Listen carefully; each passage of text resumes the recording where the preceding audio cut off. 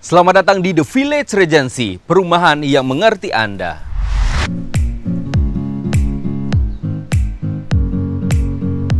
Hai everyone, selamat datang di Tamu The Village, perumahan yang mengerti Anda. Nah, aku seneng banget loh, yang datang ke rumah ini adalah orang-orang yang luar biasa dan menginspirasi. Kalau kemarin kita sempat ngobrol-ngobrol gitu sama Maggie Irawan, dan kali ini ya kita bakal ngobrol-ngobrol sama seorang anak muda, terus udah sukses di usia mudanya, kemudian punya usaha yang banyak. Nah, di sini sudah hadir CEO Budi Tama Group. Ada Budi Tama. Yeay! Akhirnya aku diundang juga di perumahan yang sangat viral sekarang, The Village Regency. Nah, ini udah berapa lama nih Vino di sini? Aku baru sih, Bud, baru pindah ke sini Masya gitu. Allah. Karena semuanya aku by request gitu. Tapi ini ukurannya pas sih menurut aku, karena dibilang gede juga enggak, dibilang kecil juga enggak. Tapi kalau untuk kita nih yang masih single dan pengantin-pengantin baru juga nih, kayaknya bisa jadi apa namanya alternatif atau pilihan buat teman-teman yang lagi cari rumah. Betul sekali. That's why aku pilihnya perumahan yang ini karena emang kayaknya ini nyaman banget. Terus rapi juga sih kalau aku lihat sekilas Ya kan? rapi. Terus apa namanya? Ini yang desain siapa? Ini aku yang request sendiri gitu. Oh. Jadi kehebatannya juga ya, lebih enaknya juga kalau misalkan kita beli rumah di sini gitu ya. Kita bisa request, aku pengennya kamarnya posisinya di sini, ukurannya Berarti segini. bisa request desainnya? Yes, semuanya bisa. Nanti aku kenalin sama marketingnya, oke? Siap, Harus beli ya. Amin, doain. Tapi by the way, Yes. Bud, jadi kalau misalkan semua yang datang ke rumah aku, ini wajib pakai pin Tamu The Village yang ini nih. Oke. Wah, thank you you. for coming. Thank you. Ini aku pakai dulu ya. Harus dipakai dulu ya. Siap. Ini satu kehormatan ya aku diundang ke rumah ini nih. Oh, bukan lagi. Masya Allah. Aku yang seneng banget sebenarnya seorang Budi Tama datang ke rumah ini, ya nggak sih? Enggak lah, sama aja, semua sama aja. Tapi menurut aku karena Pekanbaru tuh emang kayaknya sekarang ini udah pinter-pinter, terus udah terlalu banyak pilihan perumahan, tapi kayaknya ini udah pas menurut aku kalau misalnya teman-teman pengen rumah yang nggak gitu gede, terus nggak begitu terlalu ribet. Dan tadi pas masuk ke sini kayak security-nya juga lumayan oke tuh. Nah, Pengamanan juga luar biasa aja teman-teman. Kalau mau ke sini, ini Hanes review ya. Jadi kalau misalnya teman-teman mau ke sini pengen lihat showroom dari perumahan ini, bisa langsung datang ke rumah Vino. betul banget, Bu. Jadi kalau misalkan kayak yang di depan tadi kan masuk ke depan ya, Iya. di security. Jadi harus dibukain dulu portalnya kan sama Iya. security-nya kan. Tapi kalau misalkan mobil orang-orang yang tinggal di sini yang lewat sana itu akan terbuka secara otomatis. Oh, langsung ke detect ya? Yes, itu namanya smart gate system gitu. Oke, nanti kita ngobrol-ngobrol rumah kayaknya bakal butuh sesi yang panjang ya. Siap. Tapi aku pengen tahu nih, seorang Budi Tama di usia mudanya ini kan buat dia kan udah Emang punya. masih muda ya aku? Muda nggak sih? Ya, 30 masih muda nggak sih guys? Oh, udah 30. Masya Allah. Berarti aku lebih muda loh. Jadi Pak Vino kira saya berapa? Bud, Ya. jadi kan di usia 30 loh ya, udah sukses banget nih. Amin. Dan udah punya usaha yang banyak. Ya nggak sih? Jadi seorang Budi Tama itu sebenarnya kalau misalkan sekarang nih ya pengen dikenalnya sebagai apa gitu. Sebagai Budi Tama gitu. Tapi masuknya karena memang rata-rata teman-teman di Pekanbaru juga awalnya tuh tahu kalau Budi Tama adalah salah seorang profesional makeup artist. Ya sekarang yang sudah merambah berbisnis ke yang lain, ya terserah sih teman-teman mau panggil aku makeup artist juga alhamdulillah, mau teman-teman panggil aku pengusaha muda juga alhamdulillah. Mau panggil apapun yang penting menurut aku sih sebutannya enak, panggilannya enak, terus memang itu kerjaan aku, itu nggak mungkin kan aku masa profesional makeup artist dibilang dokter kan nggak lucu. Pokoknya the biggest professional makeup artist in Alhamdulillah. town ya guys. Amin, Tapi amin. selain makeup artist, pertama Ya. kan makeup artist jadi namanya jadi gede banget, Amin. boom, gede banget gitu ya. Itu butuh waktu berapa lama, Bud? Jadi kalau misalkan ditanya berapa lama, kayaknya lumayan banget nih Vino, karena kalau aku hitung dari sekarang di awal aku terjun serius di di pekerjaan ini itu mungkin kurang lebih udah mau 13 tahun sih sebenarnya. Oh ya. Either dari tahun 2000, sepertinya 2007 udah jalan, tapi itu kayak nggak fokus karena memang aku nggak ngerasa profesional makeup artist itu sangat menjanjikan. Nah menurut aku yang serius itu di tahun 2011 2010 sih kayaknya. Oke, berarti masih umuran 19-20 tahun ya? Yes, of course. Masih muda banget loh ya? Bener. 19-20 tahun. Karena Pak Vino dulu masih jadi penyiar radio Persada, bukan? Iya. 19-20 tahun kan Ya. ya mulainya. Terus pasti butuh waktu untuk namanya sampai gede banget gitu. Iya, betul. Sampai mulai banyak job, harganya juga naik terus. Itu di tahun keberapa sih, Bun? Kalau tahun sih yang pasti aku itu kalau nggak salah mau mulai benar-benar serius tuh pada saat aku memutuskan untuk bikin studio. Jadi pada saat aku bikin studio di Pekanbaru tuh emang belum ada nih teman-teman Pekanbaru tuh pada masanya belum mengenal profesional makeup artist itu adalah sebuah pekerjaan gitu. Jadi cuman hanya zaman dulu tuh emang kayaknya waktu itu masih aku mikir makeup event, habis itu makeupin event, aster, model segala macam. Nah, akhirnya aku serius di bidang itu. Habis itu aku hijrah sebentar ke Jakarta. Di Jakarta itu aku istilahnya riset lah. Ini kira-kira nih kalau di dunia entertain aku kira-kira yang bakal bisa pindah ke Pekanbaru dan menghasilkan banget itu apa ya kira-kira. Awalnya tuh aku sebenarnya bukan makeup artist. Jadi awalnya tuh aku memang fokusnya di fashion design karena kepengen banget sekolah desain dulunya, tapi memang rezekinya memang bukan di situ. Akhirnya fokusnya di make up waktu di Jakarta, akhirnya pindah ke sini, mulai lagi dari nol, kerja sama orang, tender bareng, habis itu mulai tuh terima kerjaan dan alhamdulillah memang karena teman-teman aku juga semuanya pada luar biasa, memang bener kita saling support. Jadi waktu itu aku memang semuanya teman-teman aku make upin tuh Vino. Jadi usahanya tuh memang bukan fokus di wedding waktu itu, memang benar-benar gimana caranya bikin konten. Walaupun zaman dulu tuh konten masih belum berpengaruh karena zaman dulu tuh kayak orang main Instagram tuh kayak belum hal yang jadi kebiasaan memang sebenarnya, dan tempat untuk berpromosi pun jadi kan masih zaman BlackBerry kan zaman dulu BlackBerry. Ya. Kalau nggak salah tuh masih zaman kita masih main Facebook terus Friendster. Oh, bukan kalau nggak salah lagi. zaman dulu tuh. Tapi maksudnya yang wallpapernya suka ganti-ganti ya, Pak ya. Dan media sosial zaman dulu itu pun juga bukan untuk sarana untuk kita branding gitu kan. Yes. Nah waktu itu akhirnya kita fokus di dunia make up, coba lagi awalnya nggak pengen di wedding karena zaman dulu itu memang masih tabu. Makeup artist cowok ngerjain langsung pengantin karena kan senior di atas aku yang jauh di atas aku itu memang rata-rata semuanya kan profesinya adalah kalau bisa dibilang di Pekanbaru itu yang makeup artist banget itu adalah Mak Anda. Gitu. Jadi nggak pernah tuh Mak Anda dibilang makeup artist zaman-zaman aku baru muncul di Pekanbaru. Tapi sekarang alhamdulillah dengan berjalannya informasi yang luar biasa, sarana teman-teman untuk belajar banyak, akhirnya sekarang makeup artist itu jadi lahan bisnis yang sangat menjanjikan dan profesi makeup artist itu benar-benar bisa menjanjikan bergengsi lah menurut ya, aku sekarang karena ya. Nggak semua orang mengerti sebenarnya gimana cara ngembangin bisnis di makeup artist. Dan sekarang alhamdulillah di tahun yang udah lewat dari 10 tahun, akhirnya sekarang aku berinovasi bagaimana yang makeup artist yang orang awalnya mengetahui aku makeup artist, aku sekarang sudah mulai ngerambah ke yang lain. Jadi sudah mulai riset untuk bikin bisnis 1, bisnis 2, bisnis 3 dengan memanfaatkan orang yang sudah tahu aku gitu. Jadi untuk pesannya aku sampaikan ke yang lain-lain, kalau misalnya aku buat usaha baru ini ya jauh lebih memudahin sih. Karena udah terbranding dari lama banget ya nggak sih? Alhamdulillah. Jadi buat itu dia tuh kan pada teman-teman di Instagram, teman-teman aku, teman-teman Budi, teman-teman kita lah gitu ya kan juga pada posting-posting kalau misalnya kayak cewek-cewek udah pakai ini pakai jilbabnya, ini dari Budi nih, Budi Tama nih. Terus ada baju-baju juga gitu kayak lebaran yang kemarin kan ada kan. Sebenarnya sekarang di luar dari professional makeup artist apa aja sih usahanya gitu? Alhamdulillah sekarang aku usahanya juga sudah keluar dari zona aman sih sebenarnya. Karena kalau aku bilang usaha yang aku gelutin tuh sebenarnya ada yang masih by riset, ada yang benar-benar udah aku gelutin udah lama. Jadi usaha-usaha yang sekarang aku lagi gelutin, Vino ada beberapa. Tapi yang sekarang ini yang lagi benar-benar pengen aku seriusin banget adalah Hikayat Collection. Itu brand fashion aku pertama yang sekarang sudah mau masuk ke 2 tahun ya. Kalau bulan puasa ini insya Allah udah 2 tahun.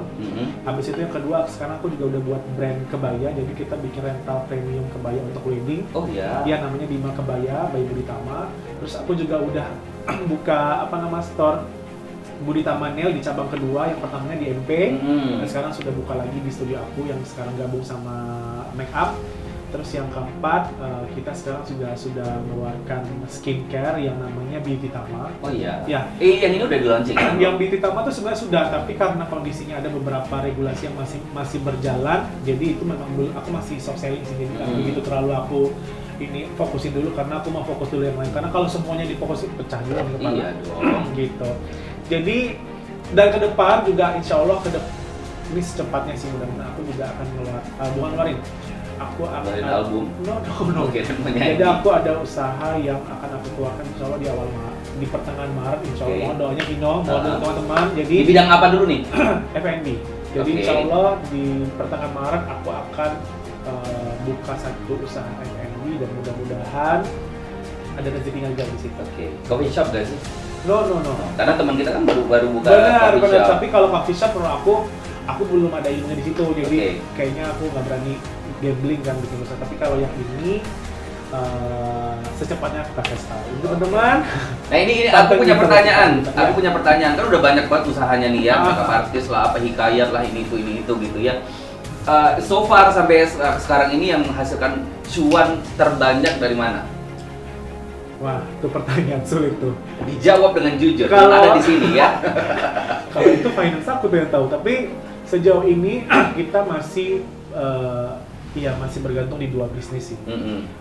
Karena make up, ya alhamdulillahnya kurvanya semakin naik dan alhamdulillah masih bertahan sampai sekarang.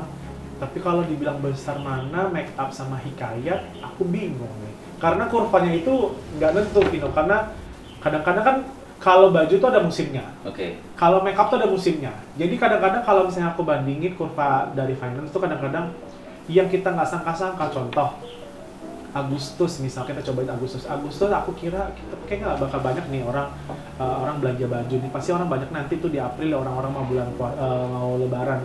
Tapi kadang-kadang ternyata nggak. Jadi yang aku anggap itu bakal banyak omsetnya malah sebenarnya ya gambling sih. Tapi sejauh ini yang paling besar dua itu dan hikayat sama profesional makeup artist ya. Tapi makeup masih oke sih. Iya dong. Semua orang pakai Budi Tama dong. Pernah nggak sih menjalanin bisnis gitu tapi berada di titik terendah gitu? Aduh kayaknya kok nggak sukses ya, kok nggak maju ya, pernah nggak sih ngerasain gitu, Bud? Bener. Jadi sebenarnya kalau aku tanya nih, Bud, ilmu apa yang didapat di saat kalau misalnya bisnisnya udah ngeluarin modal banyak tiba-tiba nggak jalan gitu. Kalau aku sih karena ngerasa perjuangan aku membesarin nama makeup itu yang mati-matian dan semuanya aku korbankan. Jadi di saat sekarang aku ngerasa bisnis yang aku mulai itu dan nggak begitu jalan dan ekspektasi nggak sesuai dengan apa yang aku pikirin, aku anggap itu adalah sebuah cobaan yang belum ada apa-apanya dengan cobaan aku waktu dulu ngembangin bisnis si makeup. Jadi kalau sekarang titik terendah aku justru bukan karena bisnis ini nggak jalan, Vino. Bukan, aduh aku ngeluarin modal nih sekian misalkan, itu tiba-tiba modalnya usahanya nggak jalan, enggak. Tapi aku ngerasa sekarang ini titik terendah aku adalah di saat aku sekarang sudah dapat semua, sudah dapat, maksudnya apa yang yang aku pengen tuh, alhamdulillah Allah udah ngabulin. Tapi yang sekarang titik terendah aku justru di bulan Desember kemarin sih sebenarnya, karena ayahku baru berpulang ke rahmatullah. Habis itu papaku pulang itu di saat sebenarnya apa yang sudah aku janjikan ke orang tua aku tuh sudah terkabul semua. Contoh, aku udah punya usaha A, B, C, E, D gitu. Jadi tapi beliau belum menikmati. Mungkin titik terendahnya adalah di situ. Jadi mental kita lumayan tergoncang waktu di Desember.